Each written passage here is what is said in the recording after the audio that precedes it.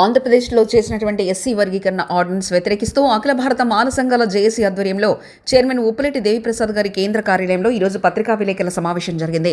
Chairman మాట్లాడుతూ ఈ వర్గీకరణ ఆర్డినెన్స్ అశాస్త్రీయంగా ఉందని, కేవలం రాజకీయాల మైలేజ్ కోసమే చంద్రబాబు నాయుడు ఈ వర్గీకరణను వాడుకున్నాడని, వర్గీకరణ ద్వారా ఎస్సీలందరూ కూడా నష్టపోతున్నారని, ముఖ్యంగా మాలలకు అన్యాయం జరిగిందని దేవిప్రసాద్ చంద్రబాబు నాయుడు యొక్క రాజకీయ జీవితాన్ని తోర్పారబట్టారు. ఈ కార్యక్రమంలో అఖిల భారత మాల సంఘాల జేఏసీ వైస్ చైర్మన్ గుర్రం రామారావు, మాజీ డీఎస్పీ రవికుమార్, గుంటూరు నగర అధ్యక్షులు నల్లపు నీలాంబరం, జోరగా రత్నం, విప్పర్ల విజయభాస్కర్, కనకవల్లి వినయ్ కుమార్, డాక్టర్ అంజయ్య తదితరులు పాల్గొన్నారు. వర్గీకరణ అనేటువంటిది ఎంపీ ఎమ్మెల్యేలకే కాదు, ఓసీ కులాలకు కూడా వర్గీకరణ చేయండి. క్రిమినల్ మాకే ఎందుకు? మేము అసలే పేదవాళ్ళం, మా కులాలు అసలే వెనకబడిపోయినాయి, మా కులాలు సాంఘికంగా, ఆర్థికంగా, రాజకీయంగా అన్ని రకాలుగా వెనకబడిపోయారనే కదా మాకు రాజ్యాంగంలో రిజర్వేషన్ ఇచ్చింది. మీరు ఒక తరం అవగానే అయిపోయారా? డెవలప్ అయిపోతారా? ఉద్యోగం ఎంతమందికి వస్తుంది? ఇంత కోట్ల జనాభా, కోటి జనాభా ఉన్నారు. కోటి జనాభాలో మీరు ఇచ్చే ఉద్యోగాలు ఎన్ని? అందులో ఎస్సీలకి వాళ్ళకి వచ్చే ఉద్యోగాలు ఎన్ని? దానివల్ల కులం అంతా బాగుపడిపోతుందా? కాబట్టి అందరిలో పేదరికం ఉంది, అందరిలో అసమానత్వం ఉంది, అందరిలో కూడా మరి పేదరికం ఉంది. దీన్ని మీరు గుర్తించండి.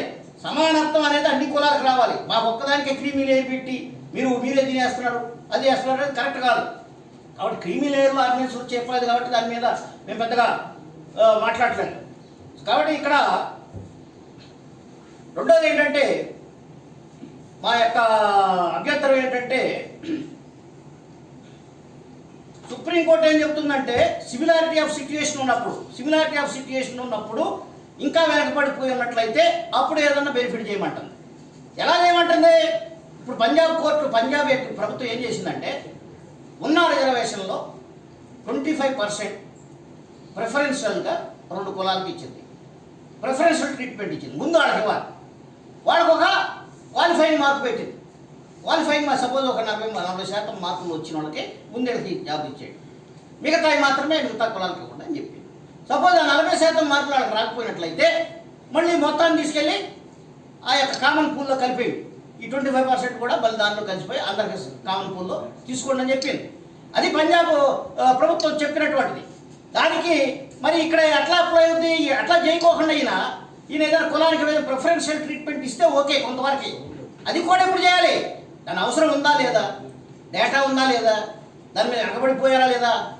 దీని ఏదో కులాలని మీకు మీ పార్టీకి సపోర్ట్గా లాక్కోవటం కోసం రాజ్యాంగాన్ని మరుస్తుంటే ఎట్లాగండి? మీకు కొన్ని కులాలని మీ వైపు తిప్పుకోవటం కోసం మీరు బలవంతంగా వాళ్ళని రెచ్చగొట్టి మీరు అడగండి మేము ఇస్తామని చెప్పి వాళ్ళతో ఉద్యమాల్లో